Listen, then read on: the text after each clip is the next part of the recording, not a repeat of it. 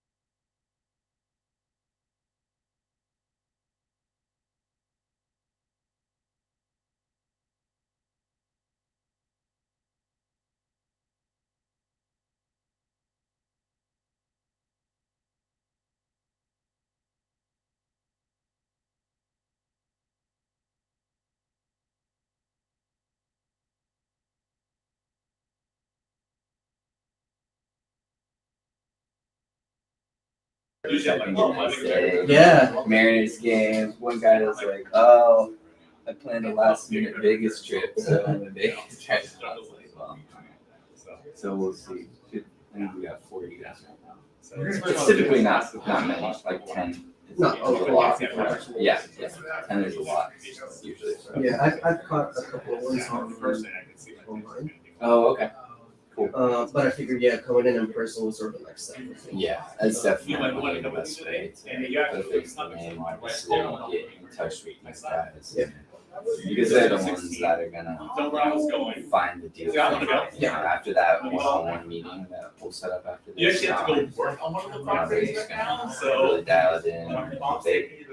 We have an off-market company that finds properties off-market, and then these guys are finding properties on-market too. So we have that a good mix of both properties, all. I told him, look, It's gonna be a deal. being excited for Friday and then waxing cars. And I'm telling you to wax the cars. and obviously you're in the class. Yeah. Friday class. So, Have you met James in person yet? Did you actually work on it? yes. Okay. So, nice again too. Just kind of bring it all in. Yeah, be good, and we'll have the hard money team comes in too. Sand the floor, wax the car thing. And Where it all comes together. Yeah, they all make sense. So all This is why. assuming you haven't used hard money. Okay. He's really excited. So he actually beat me about 5 car graduations. Really? Yeah, how is the course? I haven't. It's good. It's a lot of information. A lot of good information. It's a really good section, right? Yeah, he really. No, So, but I can. Cool. Yeah, that's an class. And then. yeah. So what You we're can doing go is. in. What's up, bud? Hey, Roger, man. Hey, good to see you. Yeah. We're gonna cook you out today, I guess. It's hot. How much we Sit to 8 bucks. The thing is, Yeah, the I would AC pumps out of the or back. AC. Takes a while to get up here because it pumps out of the back. Pumps right over my desk. So I'm like, Yeah, I'm like, and my room's an ice. I'm freezing back there, and then I come up here and I start to sweat. Oh, okay, so they're controlling visiting hours. No, yeah, it was just one pump back there, so Oh. it has to spread out.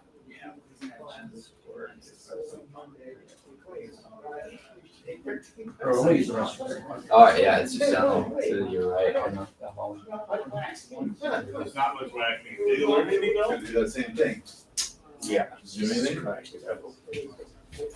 We need to bring in some buckets of ice. Shut all these windows. Well, it seems to claim this actually works in the meeting. It's like, no, I don't think it does. Every time he walks in, gets up and turns it down. I'm like, I don't think it. I thought Monroe put it down, and then it was set back up to 85 again. So. Sounds like the office back there where Amanda is. We got a deadbeat landlord, so it comes down to he's tearing this building down, so he just like refuses to spend $1 on it. Here's your old school real estate guy. Slumlord. He's making like $30 million, and he's like, I'm not spending $5,000 on that. How's your 201 class going? Was there people showing up? Well, we didn't do it last month because Tyler didn't advertise it, but for Wednesday, it's like, not confirmed yet, but 18 in person and like 20 online. That's good. I mean, I don't know what that will par down to. Yeah, let me know if you guys want us to push that, let us know too, because we're gonna actually do a bunch of little webinars. That's not, most people come here for you. I'm just gonna just go over the basics. They don't wanna see all the performance, the Intrust class after you've done. Well, I'm 2 totally hours. back. I'm redoing the whole presentation right now. It's almost done. I'll be ready for the next one. And we're really going over like more types of investments in the market more too. And then we'll do like a little fix and flip, a little bit of rental. And then what we're gonna do is we're gonna do like a 30-minute webinar on each specific topic. So then people can just route to that or put a salesperson on it, just to get more traffic that way. The Hard Money one, when they redid the website, they did like how to build a scope of work with Sean and help, like what are the steps. It's more dumbed down to like a 5-year-old thing. I'm trying to make it more lengthy, like not just rush through, like here's the interest rate, here's this, but this is like what you have to swing. So Yeah. it's not there for Wednesday. Because I might have it in time, but probably by next month it will be. Yeah, maybe like just focus on time value money, cash on cash return. That's the sales side. Why did you use leverage? Yeah, I've done that, but Sean's, he's gonna come in and like underwrite a property in person. So Oh, cool. That'd be We're good. gonna post like bringing a deal, bringing something, we'll have the underwriter do it in person. We're trying to just show actual things, management, and talk about what happens. We're live right now. So, Oh, right, right. yeah. Jeez, man. Cool. Our secrets. Great. Sun killed everybody, huh? Dude, I had like 5 people call me today that say they couldn't make it because It's sunny. Mariners game was a big one, and then one dude was like last Mariners minute been Vegas good? trip. It's fun. Ask Garrett. It's fun. Ask Garrett how the Mariners are. Oh, how you doing, dude? Great. Yeah? Yeah, here to make the connections for the deal flows. Yes. Yeah, that'd be a good thing. And then we can kind of go over like how we package up things. Obviously, we're learning a lot in there, but we do a lot of the heavy lifting that we're going over in our meetings for our clients. Yeah. So the underwriting and all that stuff. Oh, and I posted something in the group today. I'm gonna talk to everybody about it tomorrow. That walkthrough, I'm gonna push out the August because I might be having that. 3 days. Okay. It might be that same week. So it's like, Yeah, that's fine. it's just last minute they hit me with this. What's going on, dude? How's it going, man? Good, how you doing? Thought I'd bring a guest with me and sit in one of your classes. Yeah, wait, the sun, I think, spooked off most people. Yeah. Hey, nice to meet you. I'm How you John. doing? James. Nice to meet you. This might be a pretty good presentation. Yeah. Yeah, I was like most of the people that are calling actually like, Mariner game can't like. When the sun comes out, people don't show up to. They're not real dark investors. rooms to learn about. Yeah, they're not real investors. Yeah, Yeah, if you want to go and have fun, go and have fun. yeah. See, I'll buy a deal, rain or shine. Yeah, exactly. Yeah, rain or shine. Good weather means that you have people who can work on the outside of the property. Bad weather means that you gotta wait for paint and stuff like that. Yeah, exactly. It's. I mean, I get it. There's only so much sun in Seattle. Full house. Yeah, so I wanted to. Yeah. You look familiar. Keen. Yeah, Vlad. Oh. Hey, man. Nice to meet you. Yeah, I was like, As each person. I see him at the bottom of my emails. Yes. All right, man. Yes. Yeah, good. I was in the class today, but I guess John. Nice. Vlad, Nice to meet you. Hey, nice to meet you. Vlad. Victor. Oh, you do? Yeah. Well, cool. You got to do the cool stuff then. I guess Corey's going Yeah. to possibly Monroe actually. changing out and Oh, cool. selling rather than keeping his rental. He was just telling us some of our brokers that. Is that His current place. Oh, cool. no, the one that he Oh, purchased, okay. there was gonna keep the rental, the guy who wanted. Right. Yeah. He's about selling it. He's thinking about selling it because I haven't Yeah, chatted no, with it's him all, yet, it's all about just kind of starting to learn, explore, and He's worried he's not gonna be able to ready. find out of it. Yeah, I mean, that's, we're big proponents of slow down. My friend John, by the way. We don't need Hey, to study nice to something meet you. tomorrow, Nice to meet you. and just, take your time and kind of learn it, and get to know the right Yeah. people. In what context? It's probably just the handshake that I'm shook your hand. Yeah. Yeah. I'm sure free afterwards. I'm gonna head up to Juanita. Yeah, exactly. Thanks. And take it in steps. Yeah. Just, people just kind of get in, so we're definitely big hello, like, we're like, hey, we wanna make sure we're getting the right deals when they're ready. For us, we offer so much service, it's almost more of a. Everyone headache in dial. to sell Date way. just everywhere. Yeah, But I see that. I mean, you're in the Yeah. landscaping goes a long way. You can see that. James likes his watching as well. He's got, I haven't seen where that one, I've seen, usually somewhere he's like, Yeah, I think that's his newest Sky Dwellers. yeah, Oh, Yeah, I'm cool. not sure. Acquisition. acquisition. Yeah. Yeah, it's really close. So I think, I was talking to John, I think we're gonna bring the new construction one on, Yeah. on Yeah. Monday. And then try to do a broker's open on Thursday. Yeah. No, it's, well, especially because you already have, So, both, you know, this Friday. skill set of working on properties, and then, Does both work on the lending side or both? No, investing? no, I'm he's, sure you've he's seen new properties investor. get sold, if you, So that'd be you the do best. landscape and they sell well. You know, that's the one he's first, I figured I'd come with him. Yeah. For example, I did a So, custom driveway here. He's halfway through or 75 through or 90% through. I don't know how far. The 99. listing on Wednesday. Same thing. Yeah, I Oh, was same checking thing, it. similar. He partnered with a broker on a flip and hasn't come back and hasn't stopped through things like this on this class. Where's it at? It's on Rainier in South Seattle. Yeah. It's a waterfront. Oh, waterfront. Yeah. You guys are all getting paid. So, I mean- right now. So it's So like, you guys, you wanna the take that deal money. being passed around, you probably know exactly. I what was like, I asked three, I'm thinking about it. I think There's one that was kind of going around for a while. 900-ish? Yeah. We closed on it at $1 million. Yeah, no, for sure. 45,000 Yeah. for the It's like a Well, month. cool. It's like a month. We're gonna get going on this, cause we got a Yeah. light class, so we're People gonna fly through this. I think I asked you, was this the one that had the separate unit? Yeah, was that one. you know it. Yeah. So if you guys feel a little intimidated, we have 8 salespeople to sell you guys property right now. Well, cool, you guys, we're gonna get going, cause it's a light class, this happens on sunny days, people just find better things to do. Get their can on, get their speedo on. So we'll kind of jam through this one. And then if you guys have any questions for us, go ahead and ask what, you can ask as many as you want. He's, what week are we on? Is this week 7 we're going into? I think so. We're almost done. Yeah, but then they're gonna resume back in September, so, or end of September. Yeah, so it'll be all good. Well, cool, we're gonna get started. So give you guys a quick background of who we are. So myself and Will, we've been business partners now for almost 20 years. We got the business. Hey, Vlad. Yeah. I can hear you. Oh, I'm sorry. Lighthouse. So we've been business partners for 20 years. How we got in the business, we started off as wholesalers in the market. We were working for a local investment company and we started finding off-market deals. From there, we got really good at it. After about 24 months, we went from doing like a couple deals a month to where we were knocking out about 25 to 30 off-market deals a month. just banging doors, old school. Back before they had tech, it was just like banging foreclosures, getting them under contract, selling them off to investors. And so we kind of became guys in the market that were known to providing good off-market deal flow. Flash forward, we started our own business in 2008. The market crashed, and we then went from being kind of wholesalers and small flippers to we started buying a lot of property only because no one else would buy it.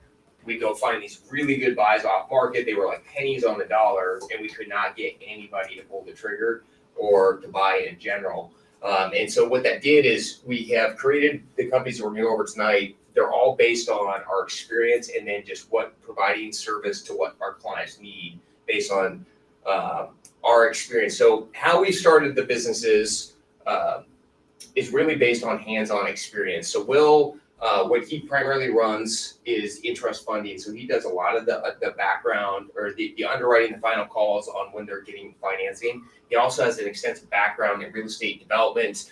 He does all of our new construction projects and our apartment syndications.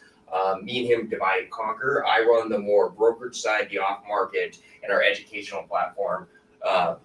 And so we've been partners for roughly about 20 years. We have started from being wholesalers to now we run 6 different businesses, anywhere from off-market real estate, brokerage, development, fix and flip, property management. And that's how we have created our kind of brand in general, is by selling and showing people what to do rather than just trying to sell it to them. So we started our business, went from wholesalers to where we founded our brokers in 2010. The reason we founded our brokers in 2010 is by being flippers in 2008-9, we really learned skill sets that investors needed. And they wanted to get into real estate investing, but they were too scared to do the functions themselves. It was like they didn't know what to do. They didn't know how to hire a contractor. They didn't know what a good buy was, because that was back when you would pull up comparables for a house and there'd be like 250 active homes in the market and 3 solds, and you're going, how do I put a value on this? And so what we had done is people started taking notice of what we were doing, and we were flipping probably about 40, 50 homes a year, and then it went to 50 to 60 homes a year. And then, as we started securing more off-market deals, we founded Heaton Dainard Real Estate just to provide service to help our clients, buy the deal and then consult with them all the way through. So we started the business in 2010 to help investors find lucrative deals, but not only just find them good properties, to help them facilitate the process and make sure they're successful in it. Because one thing we were seeing is investors would jump in the market in 2009 and 10. It was still really risky. They would buy the right thing, and then they would disappear because they bought the wrong thing. And they would kind of wipe themselves out. And back then, it was so important to keep every investor because there was very, very little investor transactions going on.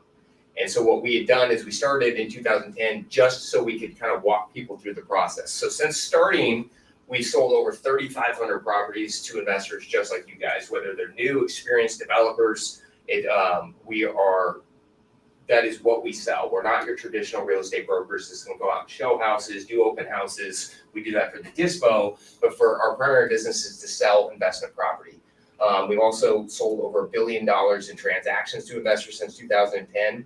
And with our service that we're going to talk about, we've helped investors design over 1,500 homes over the last 20 years. And so that's just coming in, helping the investor stay inside the box, make sure that they're renovating the property to highest and best use and getting the most amount of yield out of that property. So what the brokerage does is we do 3 different things, essentially. We source properties on and off market. We don't really care where it comes from. We care about the margin. So we have an off-market company called Buck Buys Houses. We are constantly contacting off-market sellers through phone calls, door knocking, mailing, everything we can do to get more inventory in for our clients. On-market properties, we have a team of brokers that are researching every property that comes on the market. They're analyzing them. They're figuring out whether it's a profitable opportunity, and then we are securing them from there. Once we secure the property, we're going to run the property analysis, which is our team is going to go through the full scope of work on the project. What is going to get the highest and best use out of this property? What is going to yield the maximum return? So we're going to go through and make a strategic game plan by creating a renovation budget, a spec plan, and then a scope of work to get it to highest and best use. And then once the client buys the property, our team is set up to work with you all the way through the process, whether it's meeting with you every week on site or once a month or just helping you get design, but we're here. We have from white glove service to just finding you a good deal, but we are here to support the investors more than a traditional brokerage. And we're going to talk about that more in a second. So our services at our business kind of cover 5 core functions. One is acquisition and purchasing. So we secure properties. We don't do what a traditional brokerage does, which is going to go show you a bunch of listings. We're going to secure it, underwrite it, and then get you a deal for a locked-in price. We're going to handle all the underwriting for you. All investors should verify that pricing, their underwriting to their own beliefs and to always verify. Any deal you guys ever buy, you should always verify your underwriting. I have people that have bought hundreds of deals from over the years. They send me a deal. I don't even look at their underwriting. I underwrite it myself. I just look at the price and the address and the pictures at that point. But we're going to help you guys with that underwriting. And we're going to talk about that a little bit more. We're going to get you contractor referrals if you need them from there. Financing referrals for anywhere from hard money to traditional financing, whether hard money is to take down your BRRRR property, your fix and flip, or if you're just trying to buy a rental property, Keaton right there can help you out to get you guys locked in on financing. And then design services included in the listing. And we're going to talk about that a little bit more too. So we're a little bit different than your traditional brokerage. So getting started. So before you start in the fix and flip business or investing in general, we want to slow you guys down a little bit. And we want you to get your core bench built out. And your core bench for every investor needs to be a minimum of 2 reliable general contractors. The reason we say that is because right now with the labor market where it is, you need multiple bids on everything. And usually when it comes down to fix and flip, it's about executing the right plan, not just buying the right deal. And your contractors are going to enable you to execute the right plan. So the more contractors you have, the more you're going to be able to execute. In addition to, we want everyone to start working on getting 2 reliable subcontractors because you never know where your pricing is going to be. And you always want to have a backup plan for your general contractor, or if you're jammed up, you have access to that resource. If you don't have a bench built and you make that one phone call to get it built, to get your plumbing fixed or whatever that item is, chances are you're going to pay 5 times what you should be as an investor. And so building this team is really, really important. In addition to having resources, you got to have access to money. Unless you are flush with cash and you don't need to borrow, every investor needs to get set up with a hard money lender because a good deal closes quick and hard money is set up for that, to where they can fund you in as little as 48 hours. But the worst thing you can do is to have a really good deal across your plate and then you're trying to get qualified and then someone stacks it. Because what I can tell you is the market has flattened out a little bit, but a good deal is gone. That does not last. There was a deal literally that was sent to me and I got back to it 2 hours too late because I was just busy. And I called the guy, I'm like, hey, I think I'm good on this one. He's like, it's gone. Like that is an eternity for property. So you want to be set up always ready to execute a plan. In addition to, you always want to have multiple exit strategies on your property. As you're buying flip properties or buying rental properties or BRRRR properties, you want to know where your access to money is. With investors, you have to have access to liquidity or you can't grow. So the hard money is for the short term when you're buying the properties and getting them renovated. The conventional lender and commercial lenders are set up to put you in that permanent position to where either, let's say your flip doesn't quite go right and you want to keep it for a little bit, you can refinance out with a multiple exit strategy, reduces your debt costs. In addition to, if you want to keep the properties and grow wealth, you have to have access to these two lenders. And one more thing is these guys are going to tell you what you can afford for your rental properties, right? Because you want to get pre-qualified because you want to know what kind of assets you're looking at, what kind of properties you can buy, and then kind of define your buy box from there. So when you're talking to these lenders, it's really important to go through the pre-qualification. So after this class, we're going to send you guys a survey, and then we're going to contact you about setting up a 101 just to get your kind of bench and process going forward. The first thing we're going to do is get you guys pre-qualified because you don't want to be out looking for properties if you don't know what you can actually buy. And so for us, we want to narrow your buy box. The first thing starts with a budget. Then it's going to start with experience to kind of narrow down what we can get you into. But to get pre-qualified is going to give you kind of 4 core things. It's going to be that you never miss that good deal. Like if I call Monroe, I can be like, hey, dude, I need to get this loan done in 24 hours or 48 hours. I know I'm ready to go. I can give a yes to whoever, whenever I want because I'm pre-qual. And I know what my budget is. I can make a quick decision on a property. And then not only that, I'm set up for takedown financing, and I'm also set up for permanent financing. Because some properties come across my way as an investor, and let's say I'm looking for rental properties at the time, or a good rental property comes across. If I'm not qualified, I could commit to a deal, and then all of a sudden I find out I gotta come in different terms. That literally just happened to me on a property, and I've been doing this 20 years. I thought I was doing a 1031 exchange, it's a $300,000 down payment, I'm good. Then because of the DCR coverage, they want 40% down. And I didn't even ask that question because I just assumed. And so those are things you always want to check into because you want to know how you can execute on things. And again, you guys, I've bought a lot of properties, I've refinanced a lot of properties, and I just assumed thinking I know banking really well, and then that changed things. And so by having to put more money in the deal, it can dramatically affect the return on that deal. So once we get your team set up and get you qualified and ready to go, then the next thing we want to do is get you into the right deal, right? Once you have access to money, you know what you can buy. How do you know which team you're working with, and how are we going to get you that good property? So how our brokerage is set up, it's different than most brokerages. Like a lot of brokerages, if you go into John L. Scott or Windermere or any of the big box companies, they're going to come in as a lead, they're going to give you a broker, and that's your guy.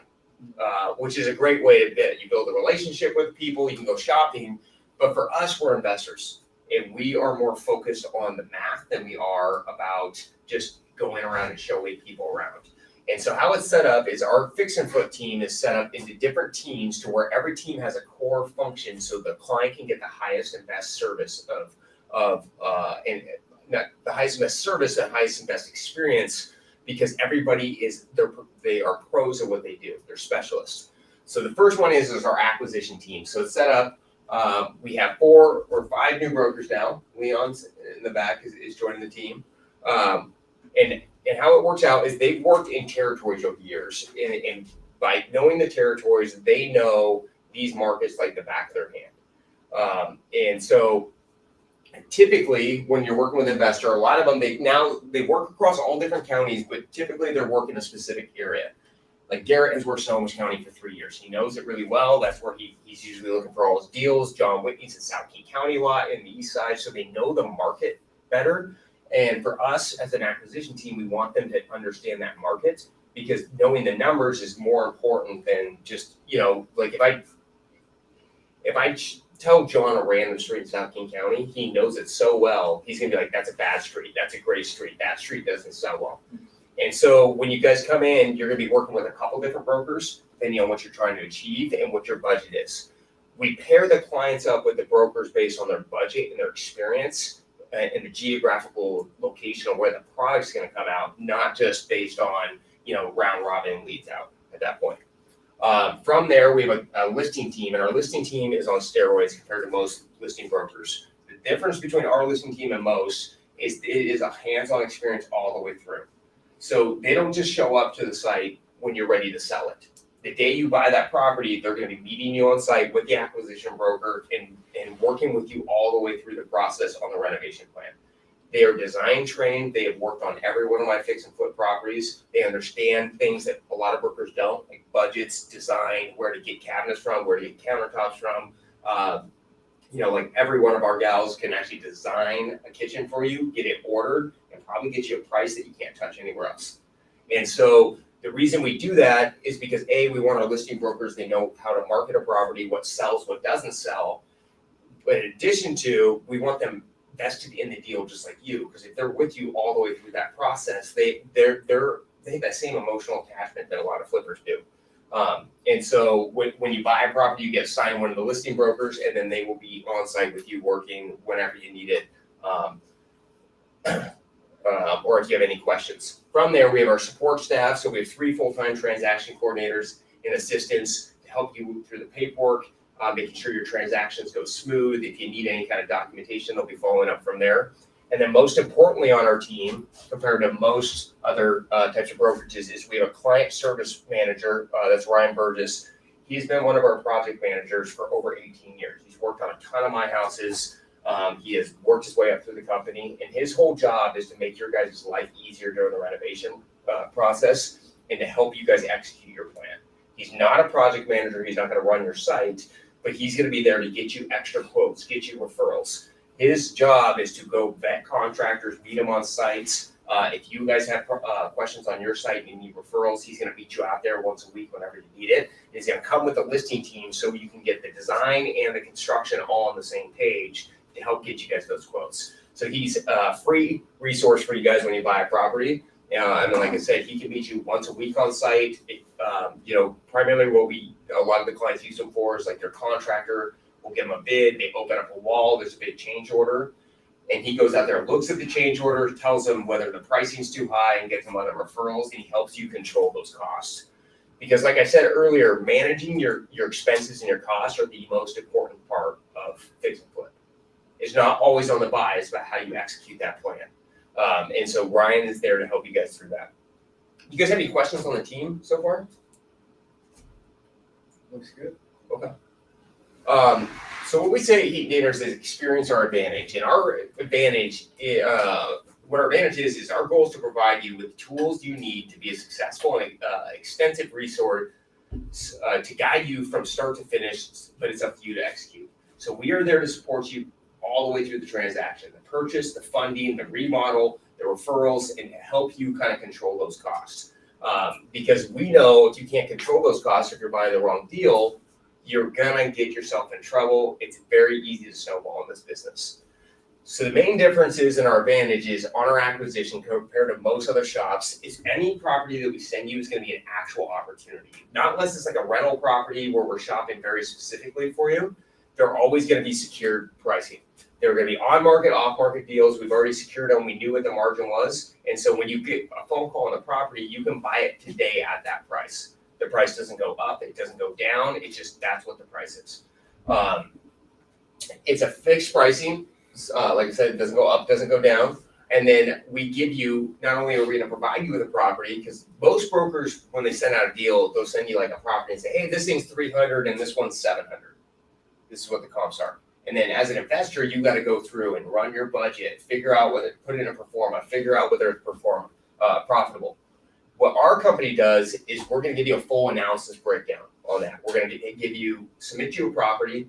It's going to have a price on it. It's going to have photos on it. You're going to have detailed walkthrough notes. We're going to run a pro forma with you that we know Intrust funding has already pre-qualified the property. What's the cost of money? How long you should be having it for? What's your overall soft costs and hard costs on that deal, and then run the profit margin on it.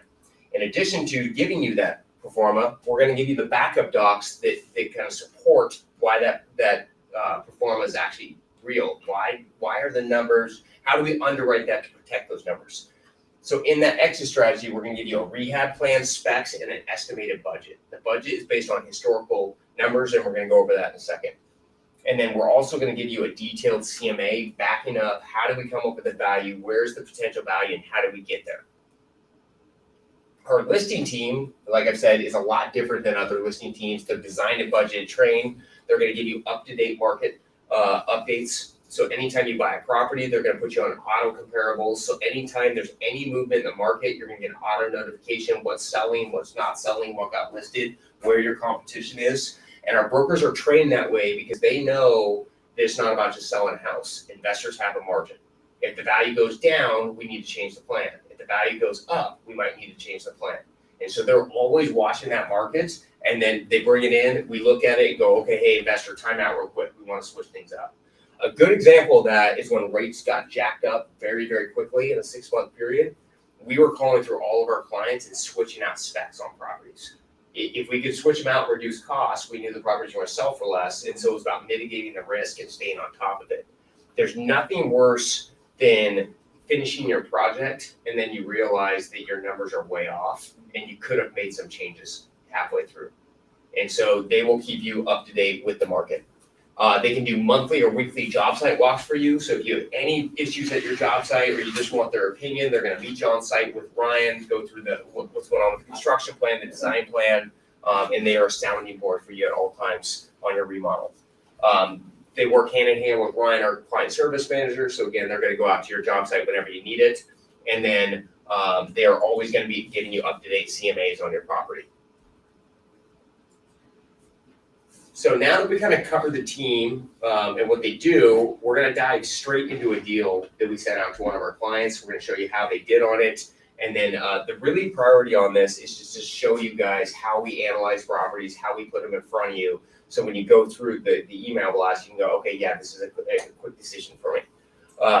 So typically, if you decide to keep moving forward with us, and again, you guys are going to get the survey at the end. And if you want to do business or you want more information, just fill out that survey. And then we're going to get you in for a one-on-one meeting.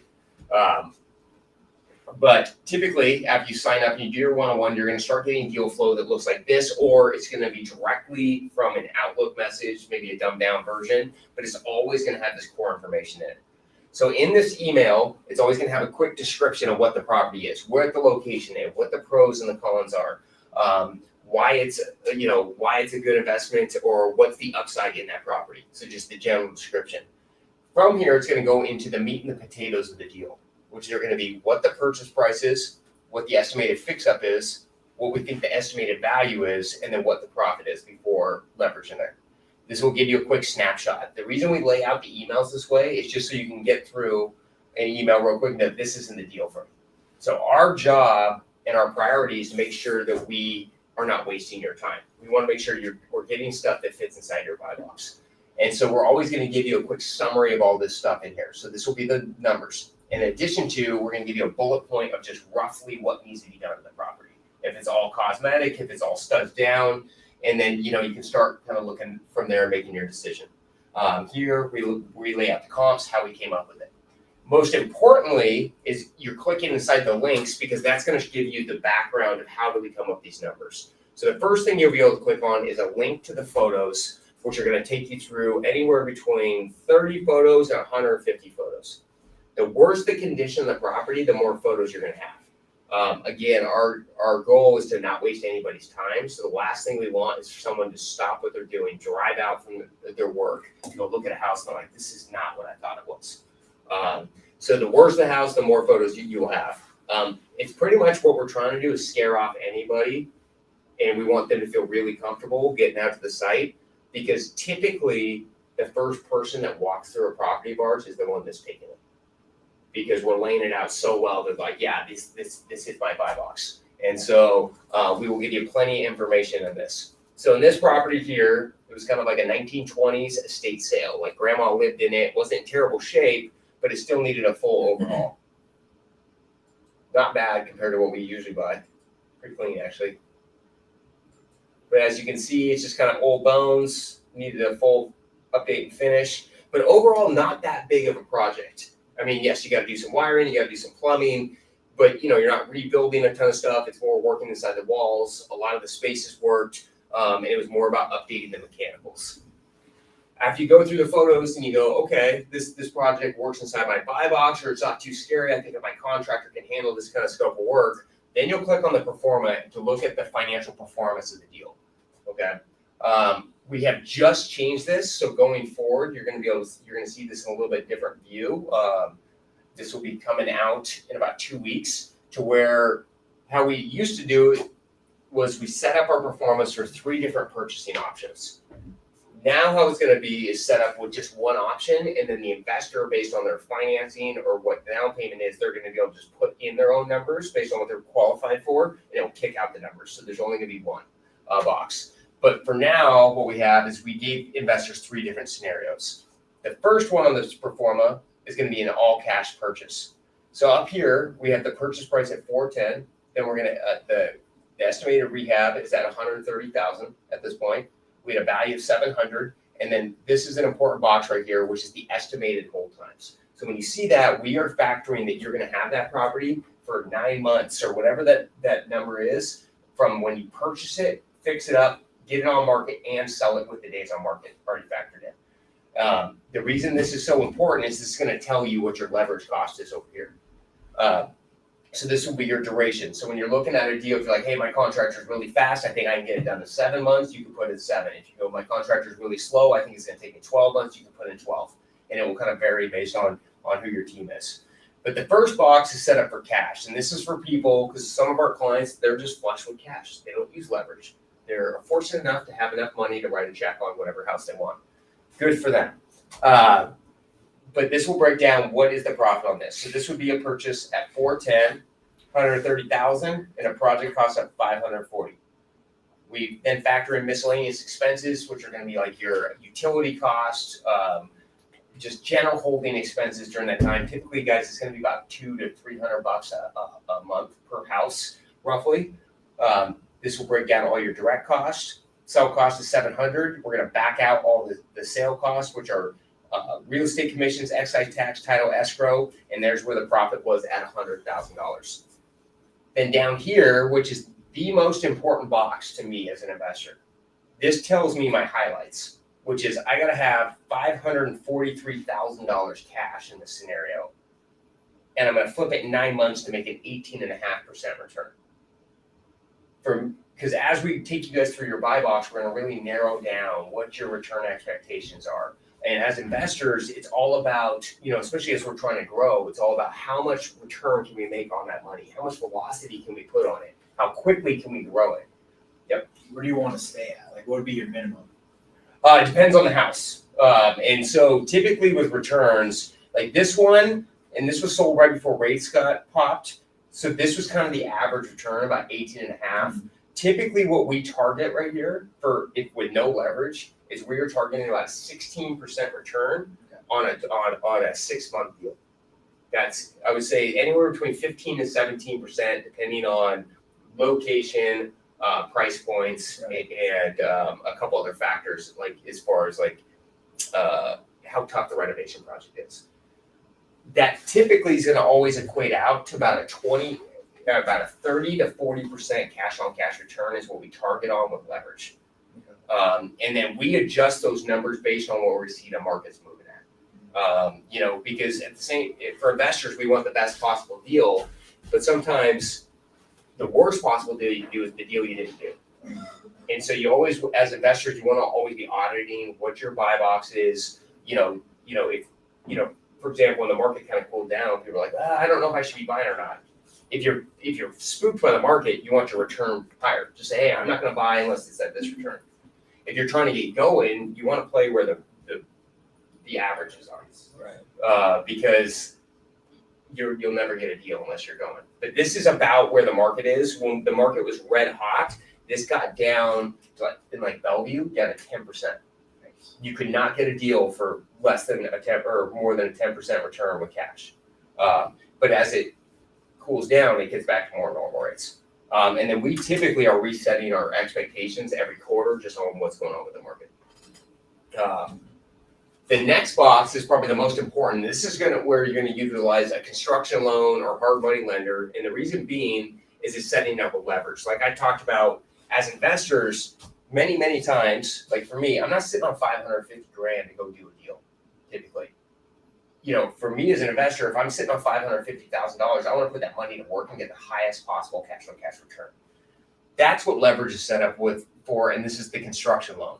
So how the construction loan work is it's going to factor in the same numbers, the 410 purchase price, the remodel cost of $530, and then it's going to factor in that the investor is going to bring anywhere between 15 and 25% down, depending on the deal, as a down payment. That's the total project cost. That's your purchase price and your rehab. And they're going to bring in the 20%.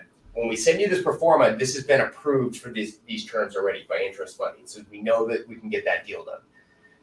Then this factors in, so the client's coming in, instead of coming up with $543,000, they're coming in with $135,000 down.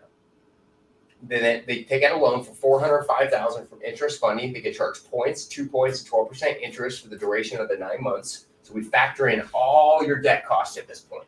So this breaks down your lending cost. So then that takes your cost basis from $543,000 to $594,000. You back out all the same sell costs, and now your profit went from $100,000 to $50,000. But the big difference is your return went from 18% to 28%. And not only that, as an investor, if I'm sitting on $500,000, I can do 3 of these at the same time. Right.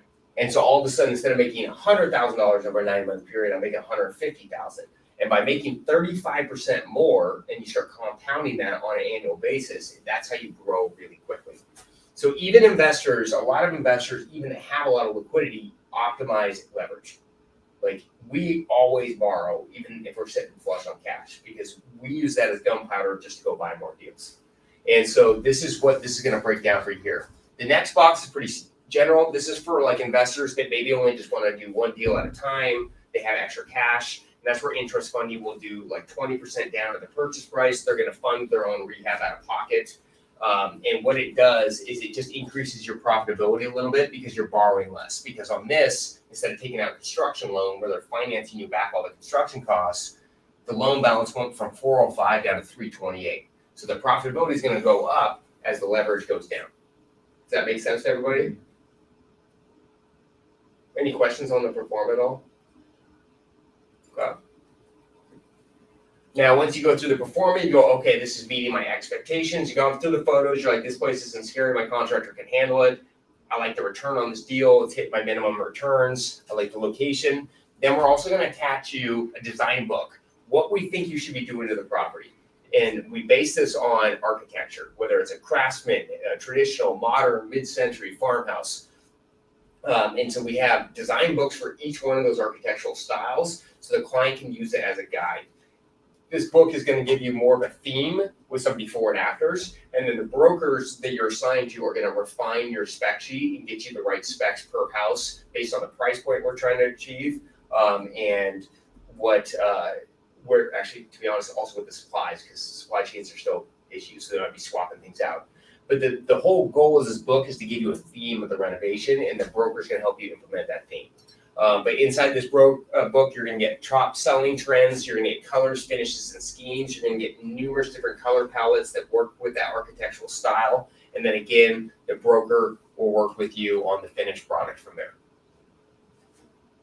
Once you've gone through the design, then we're going to give you a budget to back up. How do we come up with that $130,000 price? Because that's the hardest thing. You know, a lot of times when people are setting up deals, they just kind of throw a number on it. They're like, it needs $100,000. So what we do at our company is we use a mathematical equation and spreadsheet to break down the construction cost based on historical cost and what our contractors are telling them to come up with a more accurate rehab budget. From there, the client then can take it and verify it with their own contractors. But how our budgets are broken down, it's a rough calculation of cost based on historical averages. It's then broken down by also install rates and allowances. What will an electrician install this for? Here's your allowance for the light fixture that you can buy, and I'll show you in a second. From there, the investor should adjust their perform accordingly. So if we give you a budget and you're going, hey, you go through it with your contractor and they're going, hey, I think we're actually going to be 10% more on this, then you adjust your budget and go, do I still like this return? If you don't like it, we'll find you a different deal, no big deal. All investors should verify their own costs. Again, these construction costs are based on historical numbers and performance and based on trades and resources that, yes, we're going to be referring out, but at the same time, if your trades or your resources are a little bit more money, that's okay. We just need to adjust the numbers. So this is going to give you more averages, and then as you look at the deal with your contractor, you're going to verify these numbers. So this is a quick example of how we break down our budget. So in here, as you can see, like electrical, we had $9,500 in for the house that we looked at. That was based on rewiring 2,000 square feet of the house for $6,000. Our electricians have told us they'll wire for $3 a foot. That's just for the rough it. We then have 2,000 in for trim out. That's your plug and switches at that point. And then we had 14 light fixtures in. Electricians that we know installing for $25 a fixture. It's got a $20 light allowance here. So you can see the allowances broken down here, and then it adds in with the install rate, and that's how we're coming up with the numbers. So we use it in a very logical way. The reason we also like to give this to the client, it allows you to negotiate in a logical way. You know, because everyone, when they're hiring contractors, all does is they start low, contractor starts high, and they try to meet in the middle. But that's not how any business works, right? Like if you are selling this microphone and you need to manufacture that, you're not going to just throw out a number to your manufacturer and be like, hey, make this for $20, and they're going to throw it at $80. You have to know what you can sell it for, and you got to know what those costs are. So this helps you get more into the cost and helps you understand the cost more. And when you're talking to contractors and you can go, hey, this is what I have in my budget, it allows you to have more of like a tangible conversation with them rather than just this give and take conversation. So it breaks it all down, all by section: electrical, HVAC, trim out, plumbing. And then you can kind of go through those pricing with your contractor and then verify from there. After you've gone through that, we're always going to submit you with comparables. How did we come up with that value of $699,000? So for this specific house, we had 2 direct comps. One was for $670,000. What it was a partially dated house though, so we added in photos. There's a lack of data points at the time. And then we had another one sell for $702,000. And so then we came up with the value of $699,000. The after photos, so this is what it looked like when it was all said and done. And one thing I like to always point out is this client here, because of our team, she had her own general contractor, but she lives in Peru. She is in the States 3 months a year at most. She has a contractor. The contractor would go meet Megan, our broker, meet Ryan, and then they would just meet with them once a week. She's like, hey, you told me you do once a week site walks, go meet with like guys. And they would just verify. And so she flips remotely because of our team. So if you have the right contractor on your team, we can work with them all the way through that process. So Megan literally designed the colors, the paint schemes, everything on this property. Got all new siding, and then this is what it looked like open. So these were the only 2 walls that needed to be open in the whole house that helped keep the budget under control. But as you can see, it's just very tastefully put together. We didn't go too crazy on the finishes, but it got to where it needed to be. So again, the listing brokers, if you want, will pick out your flooring, your countertops, your tile, everything in there. And you guys don't have to use our plan. We're going to give you a plan every time, but it's up to you. Some of our investors take our plans, throw it in the garbage, and they do it their own way. And that's totally okay. Sometimes we'll suggest not to do things, but at the end of the day, it's up. You can use the team as little or as much as you want. But it turned out really good, clean house. And then what was the actual results of this property? So the client paid $410,000 for it. They stayed in budget at $130,000, and then we had an after repair value of $699,000 to $720,000. We sold it for $800,000, and their net profit was $71,685, which ended up being a 45% cash on cash return with their rehab in there. Other deals that any questions on that, guys? Okay. Other deals that we've done recently, and the reason we want to put these numbers up, this is going to show you guys fairly accurate spreads. So one thing I can promise you is we're not going to, there's a lot of real estate pitches out there that like show you the best of the best deals. These are what we'll be sending you, same type of margins. So this is kind of what you should be expecting for each price point. So this is a property that we sold in Shoreline. It was $585. They put 85 in. We had it ARV at 775, sold for 850. That one got bid up a little bit. That one's a little bit unreasonable, but good overall deal. Mukilteo, the client paid 380 for it. They put 105,000 into it, and this was a 710 square foot house, so that's a lot of renovation for a very small house. It's about $125, $130 a foot. It sold for 650. So the bigger the fixture, the bigger the margin at that point. And so if you do have a heavier renovation background, you're going to be able to get, when I was saying your average returns are like 16, 17%, the big fixtures are selling for like 23 to 24%. So the bigger the fixture, the more margin in the deal because it has less competition. So that's why that one was such a good buy. Seattle renovation, client paid $850 for this in Ravenna. They put $250 in, sold it for $1,433. And then this was an Everett renovation that was absolutely hammered. Most people thought it was a teardown. So the client got it for $200,000. That's a hard, usually if you're getting a house for $200,000, there's a reason why. This one had about $45,000 in junk on it. So the client put $130,000 in and then sold it for $550,000. So we're going to move on to rental properties. Any questions on the fix and flip so far? I got 2 of them. Yep. First one, what locations, like in the Tri-County, are you seeing like sort of the most fix and flips, and specifically what neighborhoods? Okay. And what do y'all have access to, and what levels of renovation do y'all have access to? Like that's cosmetic or like full extents now? So we get a variety of all different types of deals. So like recently we sold 2 deals. Actually, Tyler's. It was a carpet paint, clean one. Those are typically going to be a little bit thinner margin deals. The less work it needs, the lower the margin. And then we go all the way up to very, very heavy properties where we just sold one to a client where they paid $850,000 for it. We have a budget of $350 for the house, but it's worth $1.75 million. And so where we're seeing the most amount of deal flow right now is on those non-cosmetic deals, and they're with big margins. And the reason being is everyone's a little bit spooked, and so like as investors, when you go to the areas that everyone's spooked by, that's where the best deals are. And that is how I've been buying for 10 years. Okay, people don't want to do this, it freaks them out. That's why I was flipping all those luxury homes the last couple of years. Because everyone didn't want to get into that market. And so it was a hot market for a minute. And so it had the biggest spread. That's why I was hanging out in it.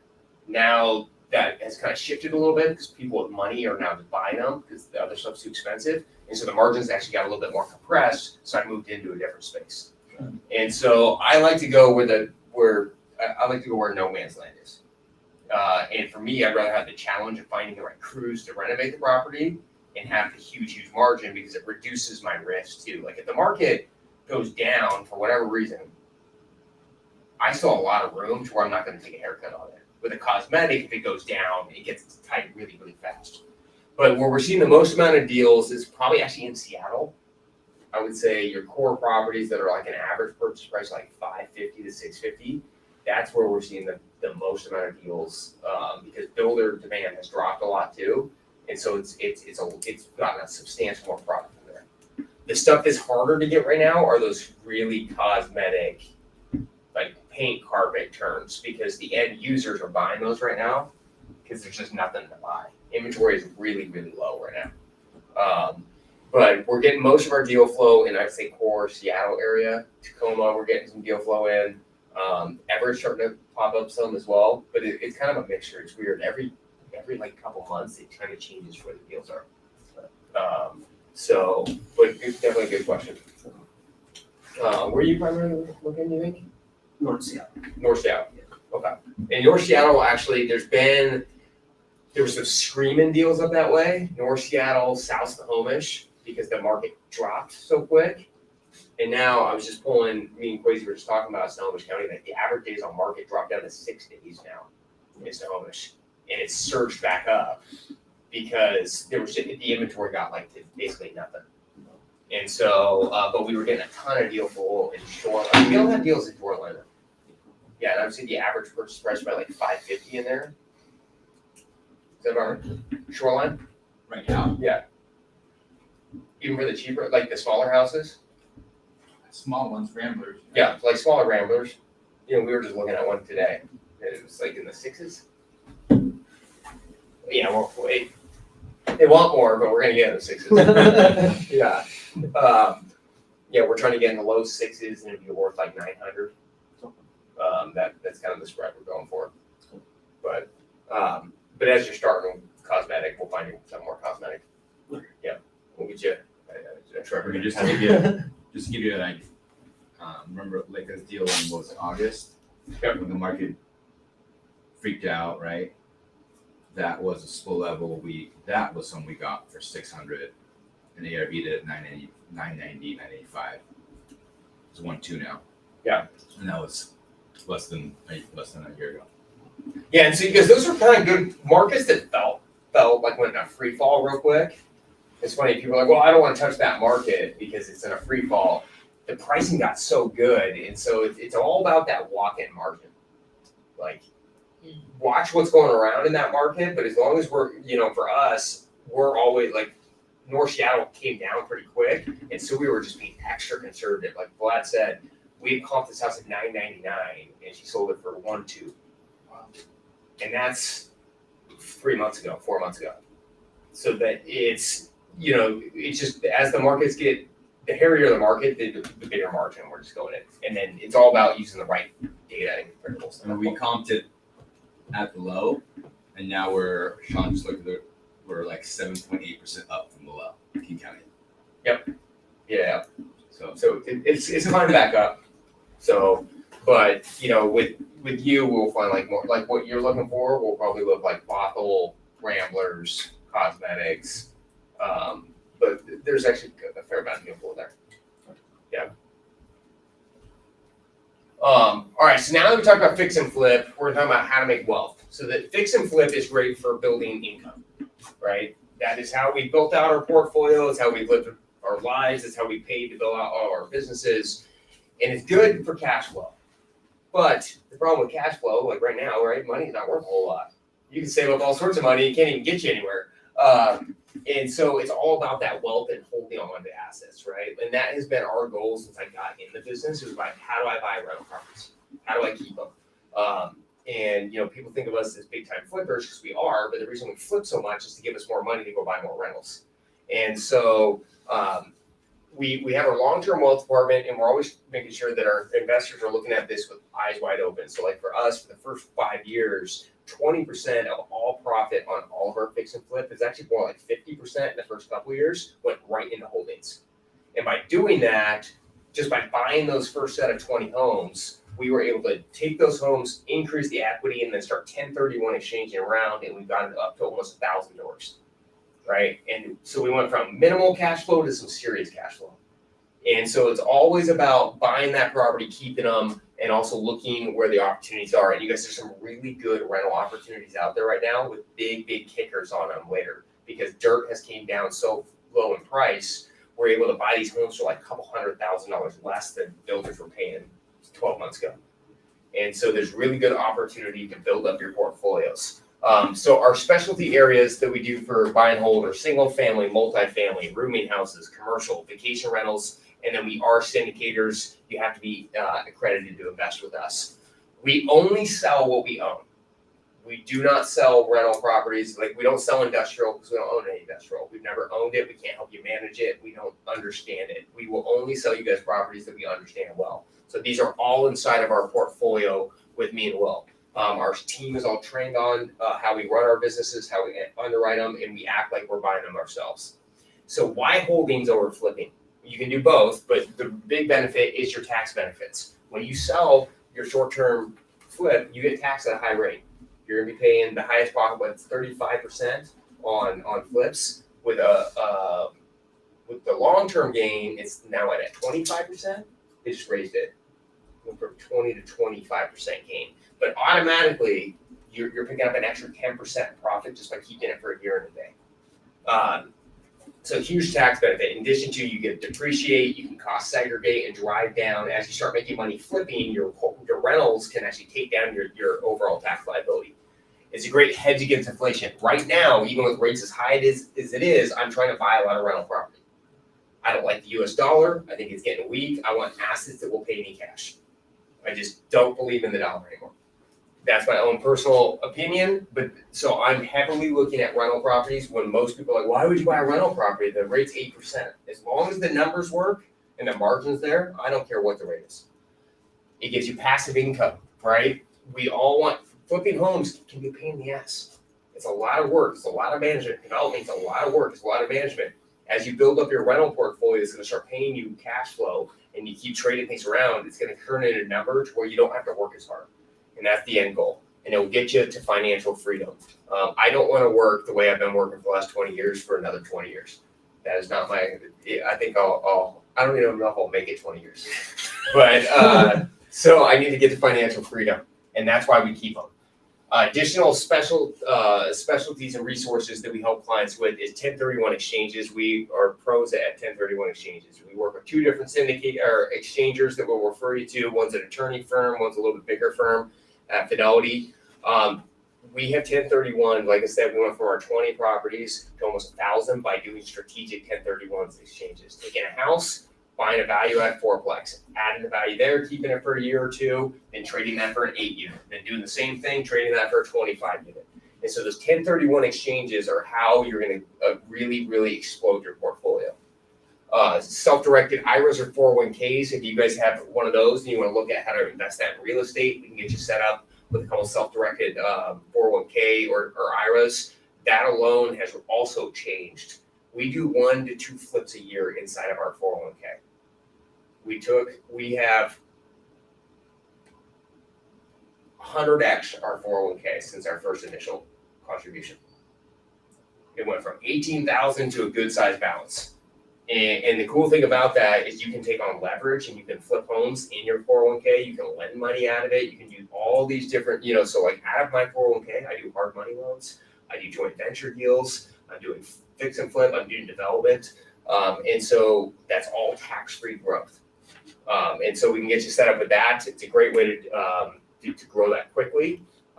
Interest funding can work with you too, because it's kind of weird. You got to make sure you have the right lender. It has to be a non-recourse loan. Opportunity zones, if you have any questions on that, we can sit down and talk to you about the tax benefits of buying rental properties in certain areas. We do have a seller database of additional opportunities. So if you're looking for a specific type of house, we can source that house for you off market and go fish it out. And then we have a ton of experience on leverage and structure, because that is the key to growing out your rental portfolio.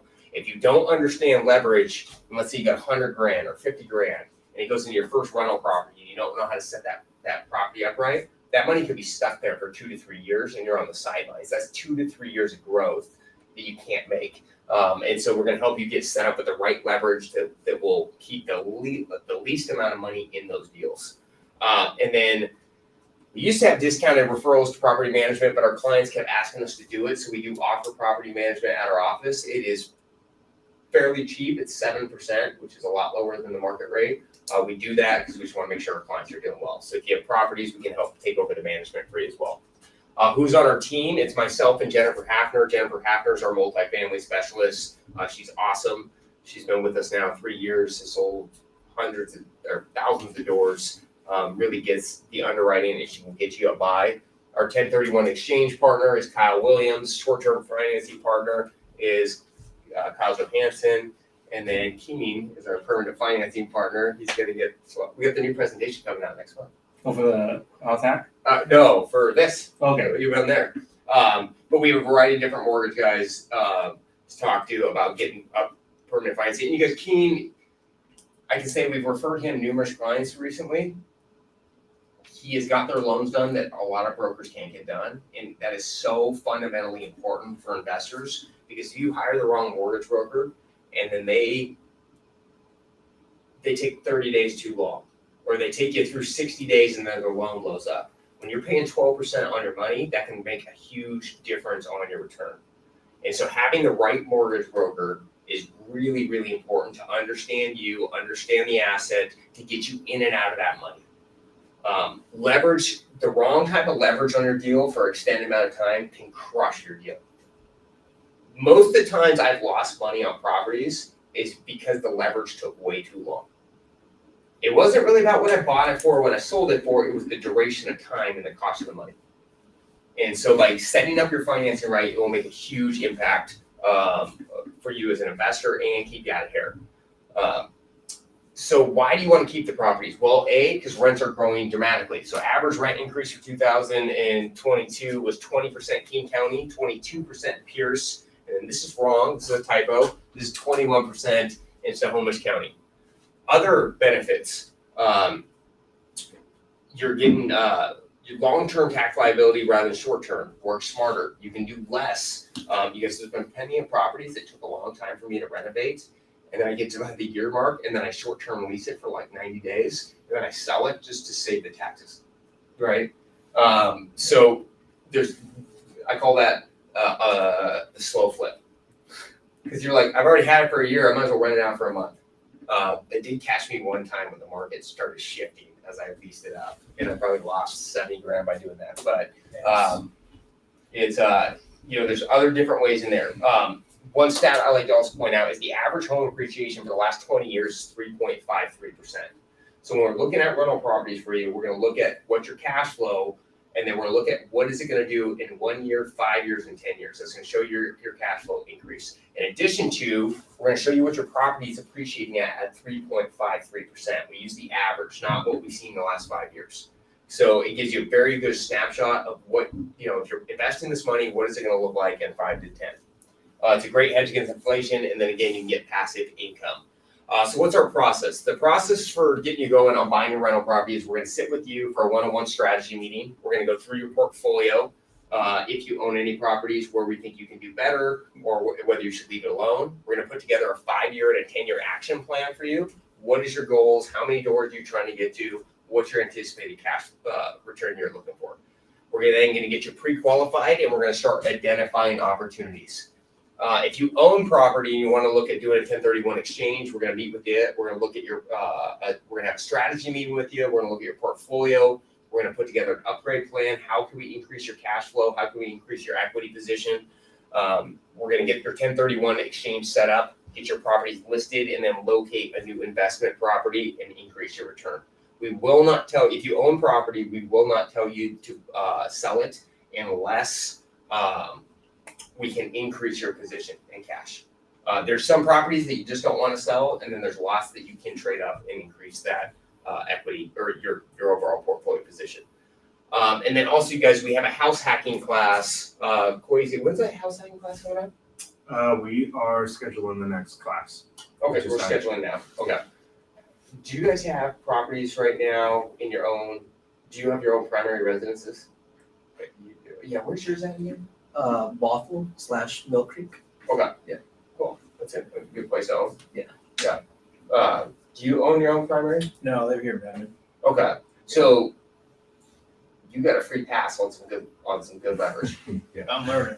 Yeah. So you guys, this is one of the best ways that you can get into real estate with little money down. In this here, we have a house hacking class. If you want to come do it, what it is we're gonna get you set up a loan from 0 to 3% down to where you can get into your first property. There's nothing wrong with buying your first property as a rental using this program. And there's a couple different benefits. A, to either buy a property so you're not wasting money on rent, because that's just throwing it in the garbage, or getting into your first investment property with little money down. You do gotta live in it for a short amount of time, right, Keen? Yeah, so you gotta live in it. But, for me, short-term pain, long-term gain. I would happily move into a property that I might not like that much for a year to start owning a real asset. Right. And it is the best way to get into a deal. The first property I ever bought was with this type of program. I have turned this property that I paid, I probably had like 12 grand in the deal when I bought it. That has turned into over $2.5 million by trading that over and over and over. And that's a real number. And so it is, come check out that house hacking class because it's free money for you. It's not free, but if I could do this, I would do it a second. So it's like a one-time kind of deal. What's Not necessarily. Not necessarily. Keen does it. No. People can house hack so many other kind of properties. I've done second homes. As long as it's something you're going to use for yourself personally, we can get better financing. You can hack things easily. So I have clients that are on their third right now. They bought their first, fixed it up, turned that one into a rental, bought another primary, the Cobbs, turned that one into a duplex, and then it's husband, wife, 2 kids, and they're looking for another house hack right now because they get so much benefit out of it, and they're okay with the lifestyle. But for them, it's just they just keep stacking. And the obvious is the first one, but after you get the first one, there's ways to hack second, third, fourth. So I just had like a family getaway at a lake property I have in Angle Lake, and I bought it with initially just a HELOC and a hard money loan. We condoed it, dumped off a part of it, and then when I refinanced it, the only way I could make it a BRRRR was refinance the waterfront one as a second home. And then we turned it into a qualified opportunity fund, and I just slowly defer some gains from other investments if I sell them off into it. But I have my whole family up there staying there for the weekend, but we really use it as like a second home, and we definitely financed it that way. And things get cash flow, and all the money's back in the bank. So. And then the big benefit is utilize. Like if I go buy a rental property, I got to come up with 20% down. Say it was 400 grand. That's 80 grand I got to park on that house. In addition to, I'm going to be paying like 7.5 to 8% for that money. Whereas you're in the scenario where you can come up with $12,000 down, and your rate's going to be a point lower than mine, so it's automatically going to cash flow better too. Right. And so it's one of those things where you don't want to miss the opportunity on that money because it's cheap, but you have to buy the right product. Right. And so definitely check out that class, and it will show you because like right now, how much you paying in rent? $1,800. $1,800. So if you can get that down to $800, that's $1,000 a month that you're saving In addition, that's 12 grand for the year. That's your whole down payment on that property. And then you just made 12,500 on a 3.5% appreciation. Plus, if you're buying it 10% below market, you're making over $55,000 plus the 12. You're making $62,000 on your $12,000 investment. And that's what it's all about, that short-term pain, just get it done. You know, like that condo I bought, I did not want it. But it was like all I could afford, that's what I was getting into. And we hit the accelerator, luckily, you know, and then so next time it hits that accelerator, then you trade that out for something else. So it's about getting those first gunpowder in your system. But, oops, let's go back, sorry guys. Sorry, Did we get that data on the post? There's a date that was before the round. Okay. Yeah. Okay, so definitely you guys, I'm guessing you came to Keeney's or you got you set up on that. What's that? The first time home buyer or the house hacking? We haven't talked about that. I met John, he was already in the middle of a flip that wasn't going so great. Do you own your own primary? Well, you got to do this too. And he's flipping how much are you going to list the property for? 23235. He's flipping a $2 million house on Lake Washington, and he doesn't own the primary yet. I have a plan for that. I No, it's all good. What do you, 2.3 on the what? That's a good buy anyways. Well, how big is it? 2,100 square feet for the primary house. There's a 100 square foot detached ADU with a 3/4 bath. There's a detached 1-car garage with storage and like an extra room that you can use as like a. What part of the lake? It's on Rainier. It's on Rainier. Okay, Yeah. okay, yeah. You know the Stonehouse Cafe? It's directly across the Oh, street. yeah. Yeah. So we did like a full tear down and everything. How was the permitting on that? Non-existent. Not fun, huh? No, non-existent. We didn't take it. Oh, okay. We'll skip past that. It's taking about 18 months of problems. So yeah. So cool. Well, hopefully sellable then. So when we're looking at buying home properties, there's two different ways that we look at it. There's a traditional approach and a value-add approach, and we want to touch on this real quick because everybody's objectives of buying rental properties is a little bit different, right? Many people have full-time jobs. They don't want to go through the hassle of the value add, which makes sense. They're really buying it more for hedging against inflation and just getting good assets. So how we do the traditional approach is we're looking more at existing financial metrics or rent flow. Are we doing this a little bit below market? We're looking at what's the pro forma, how much you buying it for today, how much can you increase it by just doing a little bit of TLC, increasing the rents, and then what's your overall cash return. Typically, because you're buying a little bit more traditionally, you're going to leave anywhere between 10 and 20% in these properties. It's not like your traditional BRRRR where you're going to refinance all your cash. They're cleaner. You're just buying something to get a more traditional yield. The value add is going to be, or the traditional for a 5-unit, because then you go into commercial financing. Typically, you're going to leave, at least in the first year, 20 to 40% down. And the only reason I say 40%, if you want something in the east side, you're gonna have to leave a lot of money in the deal. That's just the way it is right now. Especially because pricing's high, rates are high, and it's just people buy more like areas like the East Side Bellevue more for locational than they do for cash flow. So it's a little bit different. But typically, we're gonna be targeting homes that you can buy. You're gonna be able to collect rent within 30 days, or you're already getting rent, and you're gonna improve the rent metrics. The value add approach is where these are your BRRRR style properties. We are targeting homes just like fix and flip, where they have heavy discounts. You do a big strategic rehab plan. You're going to increase the value and then refinance the property and get more leverage on it to get you your cash back. So the big difference is you have to leave 10 to 20% in these deals. On the value add, you're going to leave anywhere between, I'd say 0, that's a little bit rare right now, but around 5 to 10% in. So you're going to leave a lot less cash in. In addition to with the value add approach, we're going for a discount. We're going for like flip style homes. So in theory, you're going to be picking up 25% equity on these deals just by doing the rehab plan. With the traditional, you're just more increasing the metrics on it. So you're going to get a lot more equity pop. So value add, we're going to go over performa metrics. We're going to go over your leverage position. We're going to look at cost of improvements. And the big difference is with this property, you're getting one loan, you're buying it. With value add, you're going to take it down with hard money. You're going to do your renovation and then refi. So it's a 2-step loan process. And we're going to factor all that cost in. The benefit is you're going to have a much better leverage position. It's going to give you way more gunpowder to 1031 out later. But the big negative thing that a lot of people don't talk about, you know, because people come in our office like, we want a burr property, we want to leave one with no money. Sometimes it's not advantageous to do that, because for the first 6 to 12 months when you're buying these, right, like a fix and flip, they take 6 to 12 months to do them. You're buying the same type of product. You're not going to collect any income for the first 6 to 12 months. Those are actually liabilities. You got to service that debt the whole time. You got to make that hard money payment. So your overall return for the first 2 years is probably going to be much higher on a traditional investment, because you're getting cash flow for 24 months versus 12 on this. And so it depends on what you're trying to do and what your end goals are. This works really well. You're trying to build your portfolio and then 1031 out later. If you're just trying to get steady cash flow and get real estate, the traditional approach is actually a great way to do it.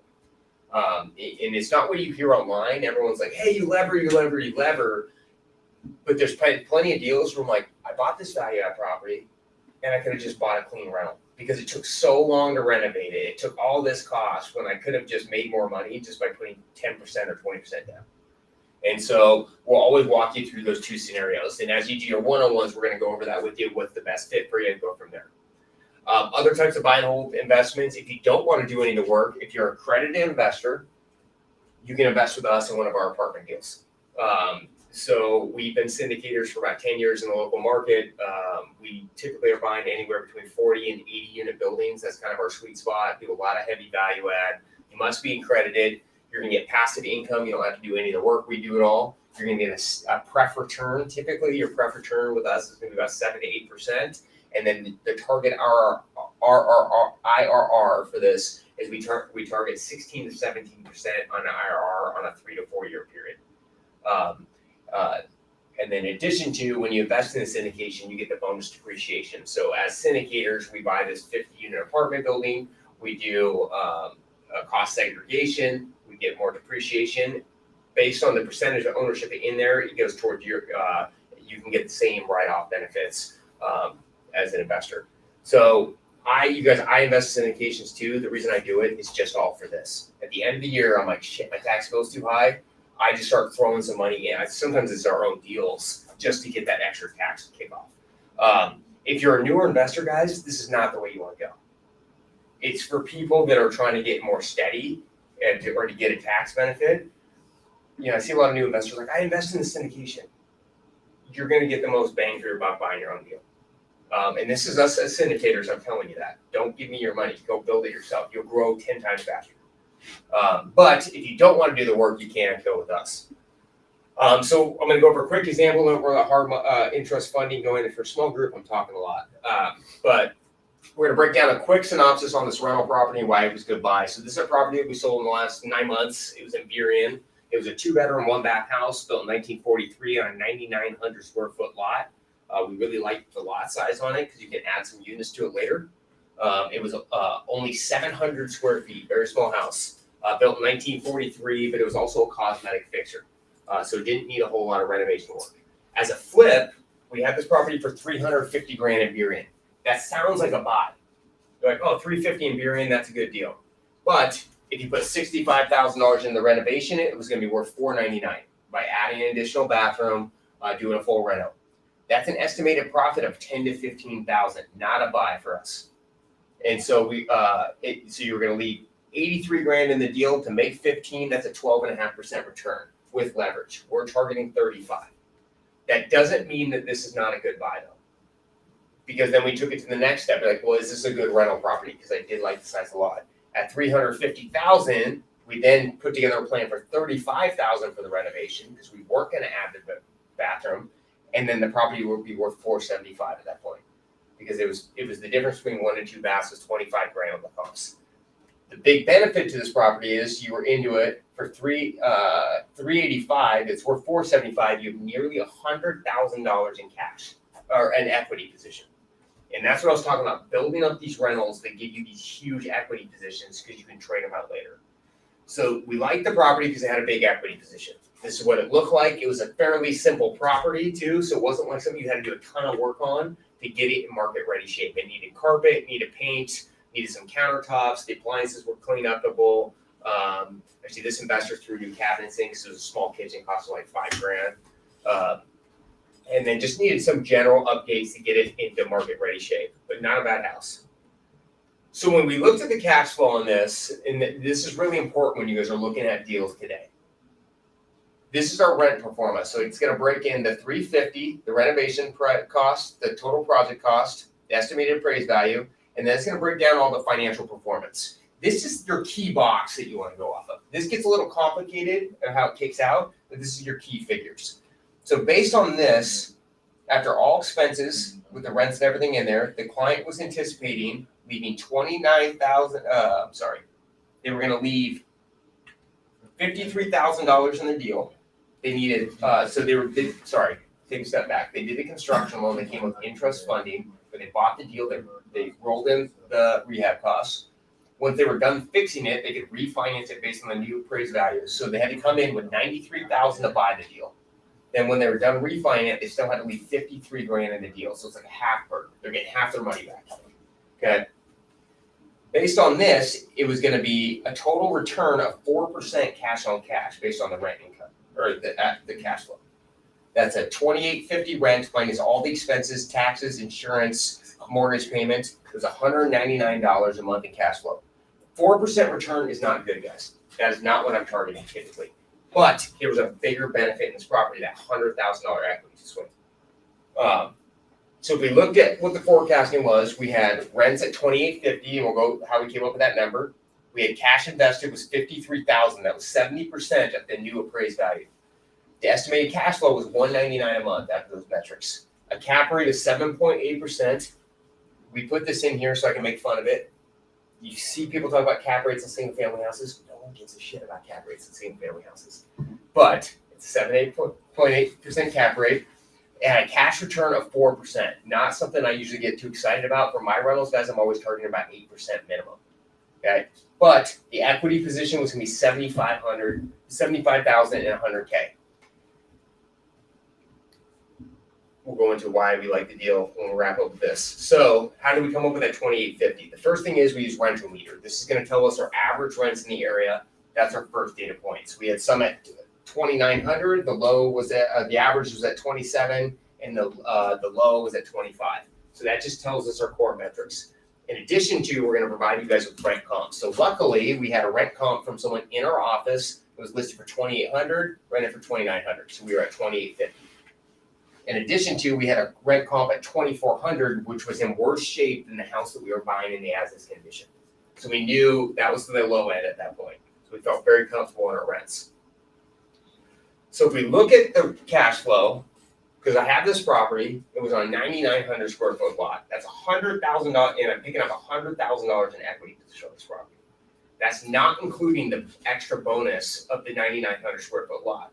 On this property, you can put an extra DAD on it.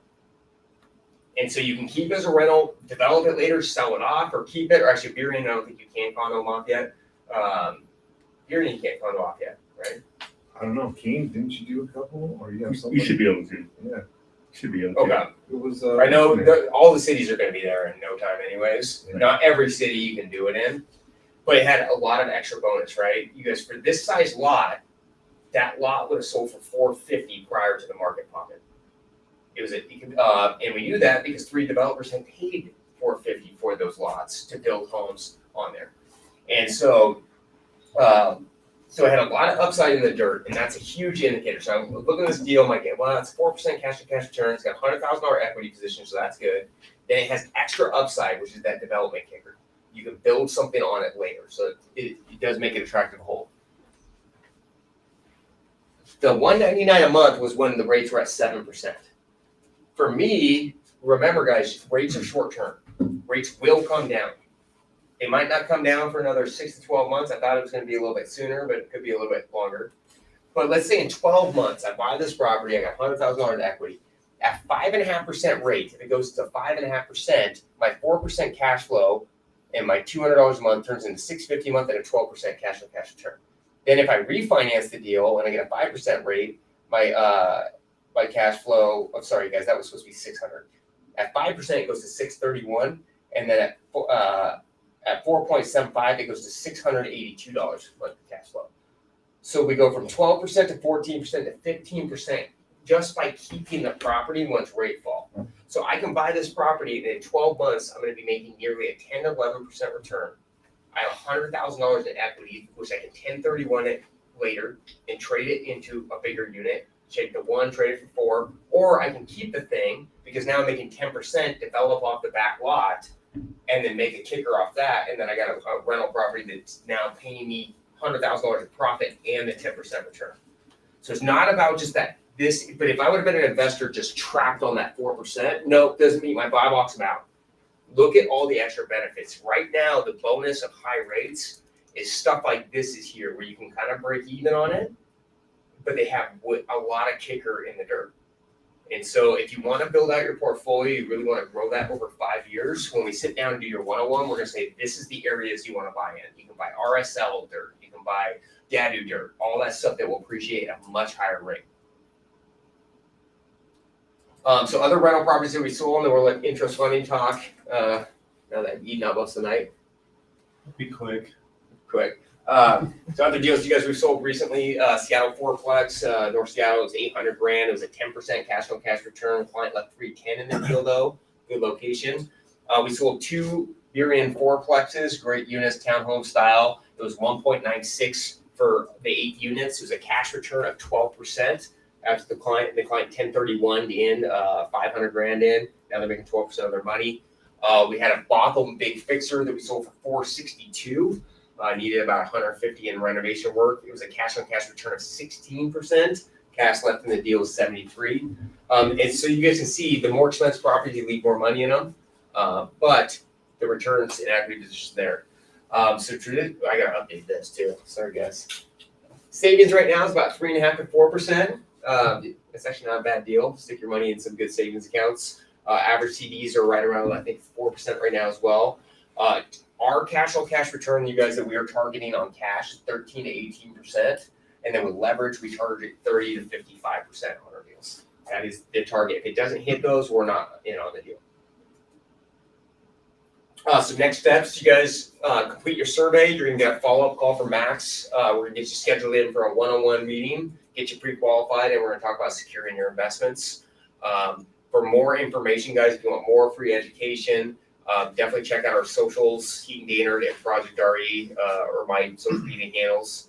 And then if you want more free training, there is something on Heaton, Dainard that has a 4-part series on construction. It just takes you through your initial walkthrough, finalize your budget, and just overall how you should be running your job site.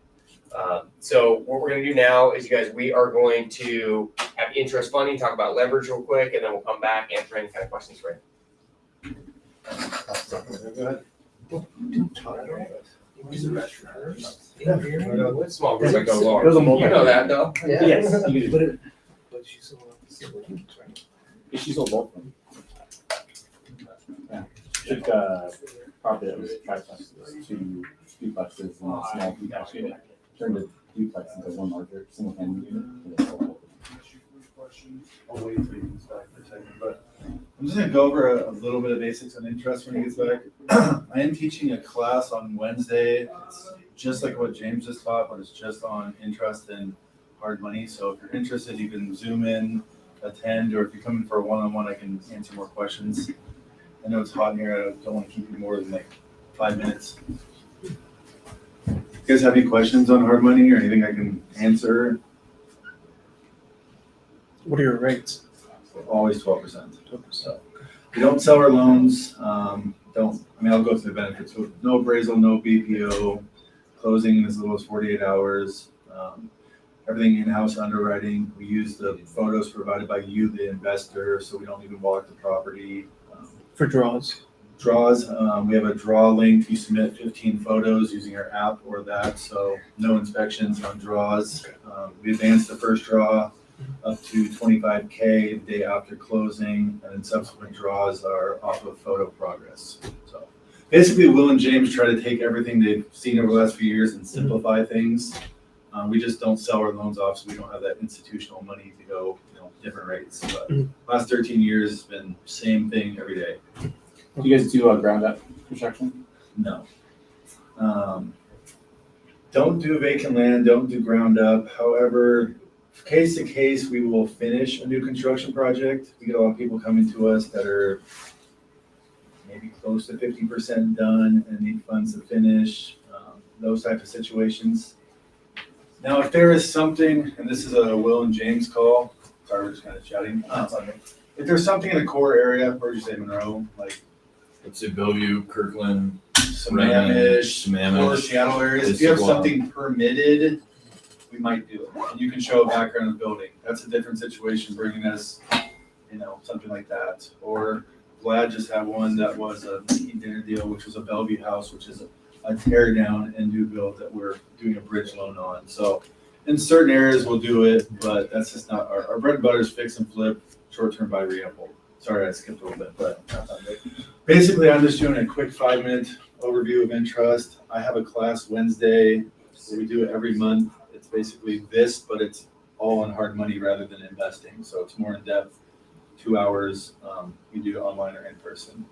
Or if you come back for a one-on-one with any of these guys, myself or Monroe can sit down and tell you everything. So we are the primary hard money lender for Heaton Dainard. We are sister companies. However, a high percentage of our business for Intrust comes from outside sources. So we don't only do Heaton Dainard deals.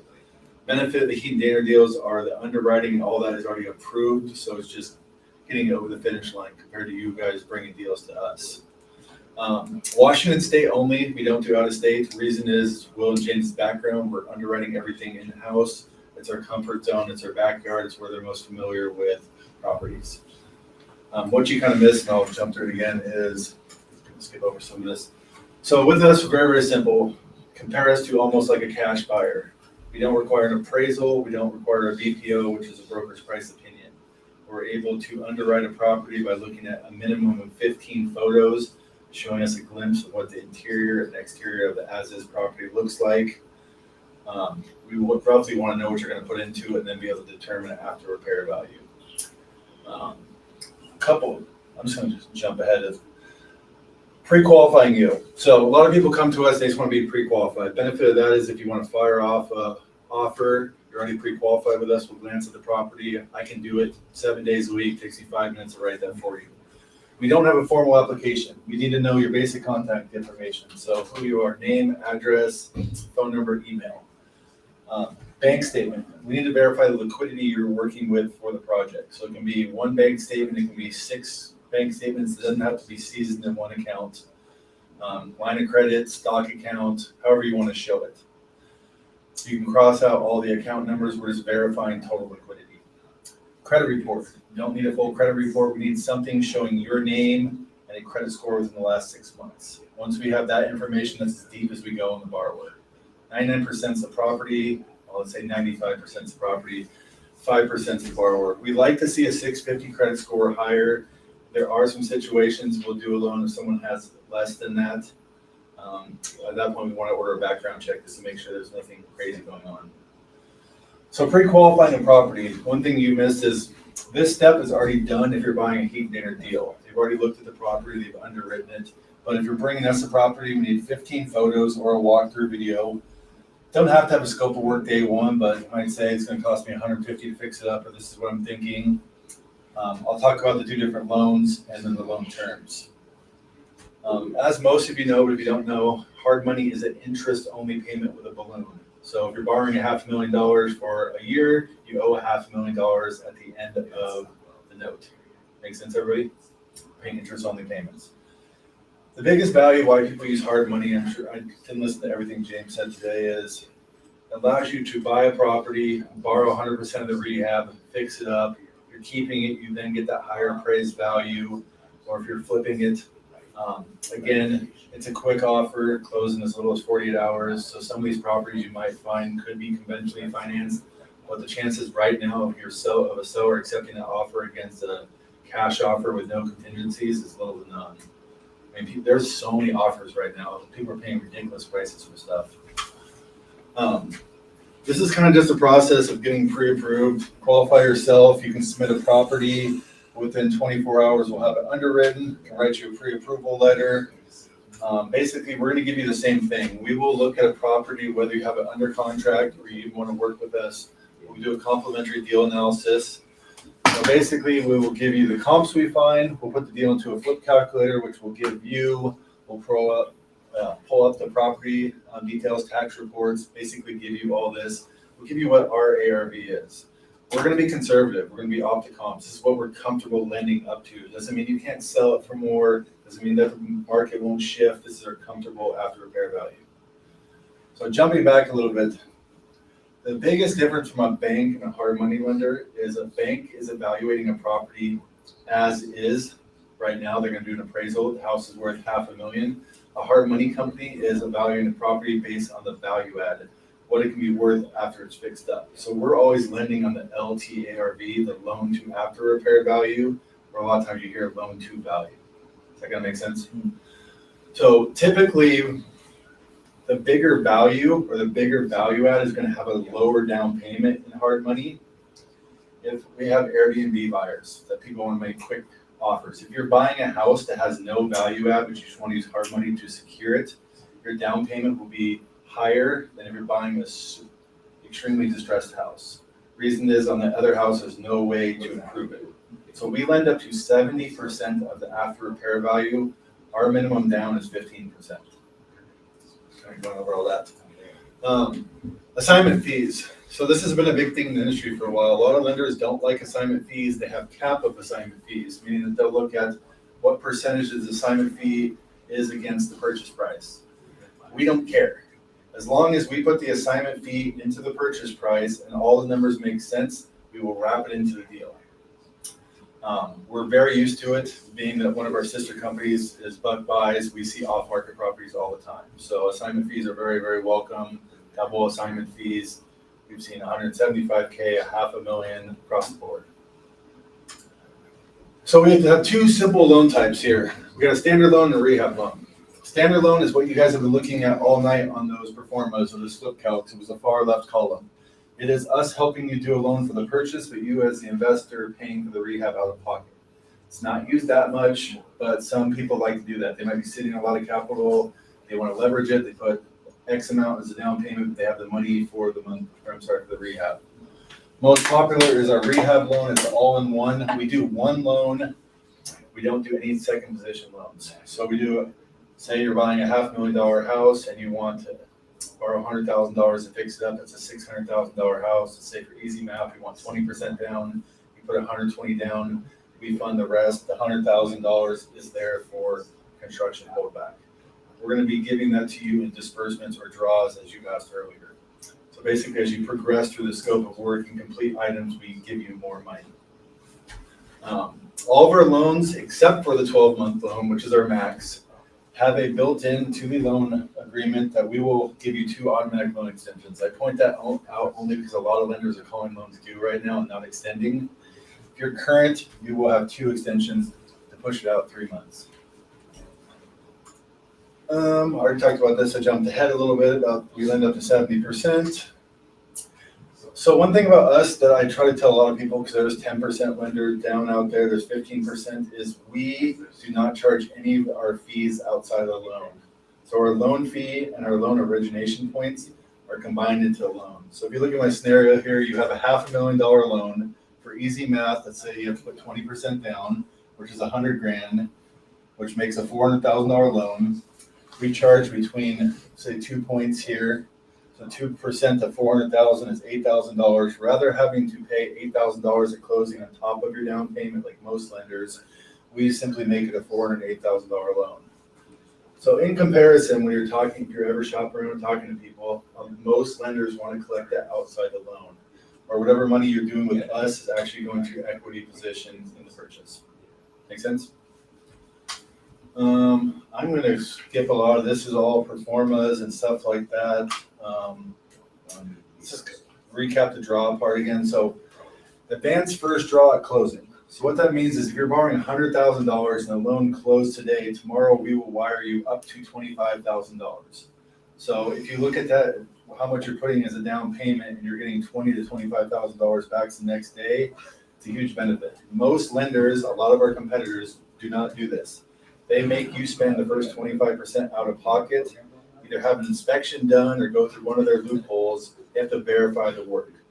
Again, I know you missed this, but we basically have you send 15 progress photos to verify your work, so no one has to physically come out to your job site. So you control the speed and how quickly the rehab and the draws happen. So no inspections, 15 photos, and we advance that first draw to get you started, so you're not having to come out of pocket after just making a down payment. So it puts us a lot closer to those 10% lenders if you look at total cash out of pocket. So I will end on this little chart here and how the draws work and answer any questions. I said I wanted to wrap it up quick for you guys. Anything I can answer? I know you had a couple, but they can help you. That's about it. Okay. Yeah. All right, well, we will get Vlad. You guys ready? All right. So now everybody puts your hand down in the middle and we just break. Let me grab Jimmy. You guys have any questions for us? We'll just kind of hang out here and help you guys answer them and give you guys kind of our info as well. So hang tight. You got their product. Pull up the Dropbox. New chat? Yeah. Yeah. Dude, I have 46 calls today. I end up sitting like this on my phone, listening. Cool off a little bit. Yeah, it's kind of like being in a sauna. You guys have any questions? Anything top of mind? I mean, obviously a lot to take in, like with a fire hose, as they say. But I'm sure you'll think of some stuff. But anything top of mind, pressing? Anything gonna help you with this one you're working on? Things you can take away? This one I'm done already. Oh, you're done already. All yeah, right, like nice. we're literally finishing like Oh, tomorrow. awesome. Going to market. Good time then. Yeah. Exactly. Gotta use that water. Yeah. Tough the to sell. roofers have already used the deck. Oh, I'm sure. Yeah. So That's good. People are enjoying it already. Yeah. No, Awesome. It's gonna sell. Good.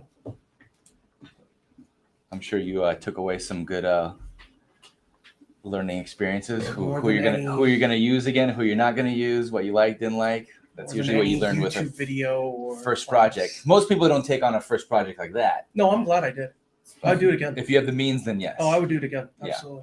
If you have the means, yes. Yeah. That's the first. That's the key Yeah, part. I would Yeah. do it again.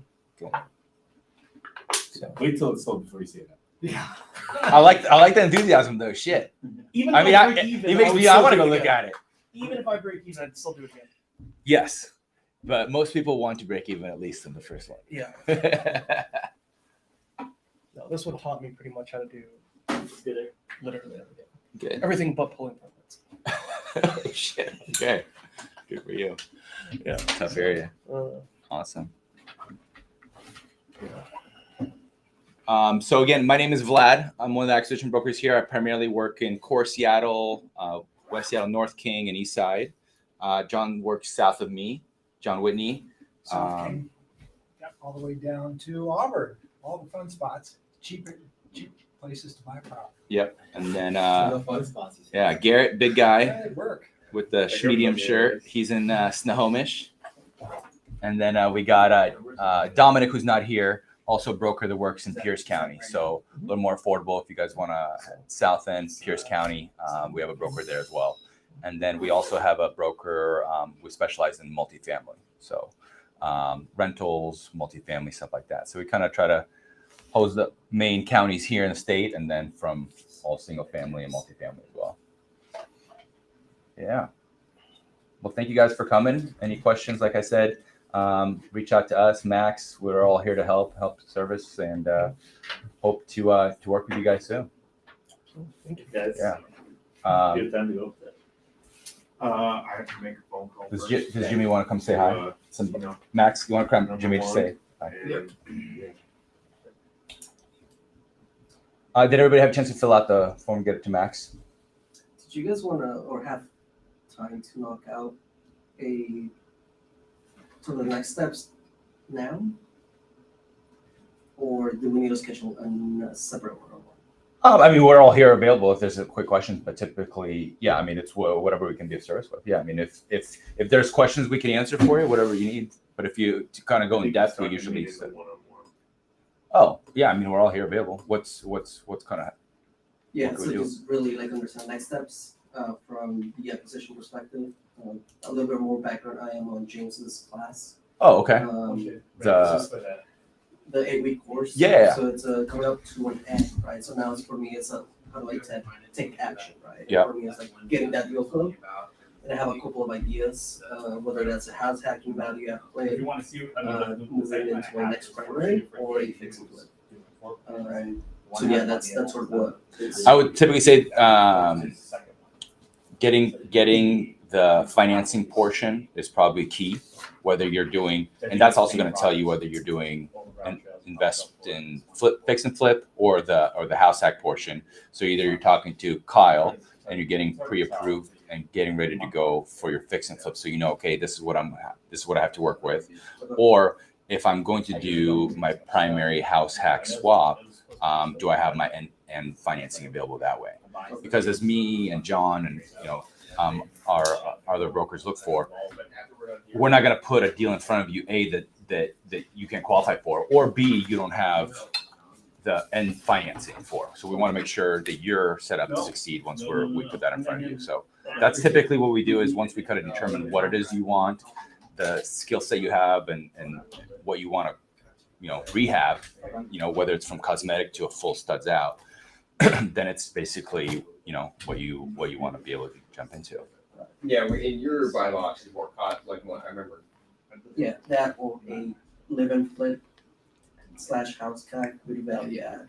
We can, So it's telling you to get the financing situations kind of set up, ready to go. That's the biggest thing will be to get like Stephen talked to Keen too, because he might be able to get you So a both down of them, payment yeah. on that second home, especially if it's a primary residence. Because then that will help with your renovation, right? Like if you can get that 3 to 5% down loan, it gives you more money to get the renovation done, and then it improves the value. But if you want, and you want to be in kind of awful shoreline, or where you're at now, I'm open to moving, but not like down south. So okay, I think like Ballard is like my line. okay, so that northeast Seattle to south of Homebush, basically. Yep. Yeah, there's definitely, because right now, you can keep your house or sell it. It's still an open question for me. I can definitely access this liquidity through like a HELOC. Okay. So yeah, I don't know what to do with that portion of it. It's No, for more context, I have. No. Yeah, perfect. Yeah, absolutely. Thank you, guys. Okay. Yeah. Yeah, Hey, with nice like- to meet you. Nice Hey, to wish meet you all you. the best with that latest project. Love to hear about it once. Appreciate How it. much Yeah. can you It's- rent the house up? I think it's going okay. Yeah. Like it Probably like 30,000. What's your mortgage? could have gone better, 27. but it also could have gone Wait, wait. a lot worse. That's Like, good. like an inspector coming by and taking pictures and actually writing. Yeah. Yeah. They came around, they took pictures. And neighbors. Okay. Yeah, let me get you my card. Yeah, right. Yes. We talked about this. I'll actually It's send you the 700 Dropbox. times that by 12. Of So you can make it 8,000 to 9,000 a year on the rental. You have a good rate, but then if you divide that by 300,000, you're making about 2.8